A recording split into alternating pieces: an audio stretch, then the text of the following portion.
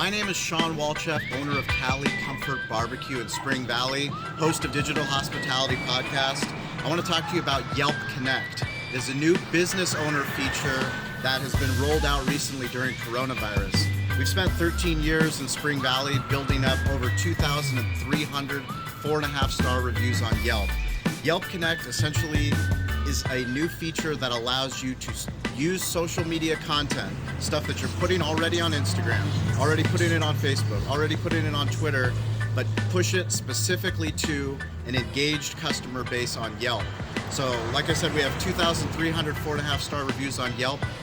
When I went to Yelp Connect, we had 13,000 followers. 13,000 followers. So it's not only the people that reviewed us, but anyone that had interacted with our business, that had bookmarked our business.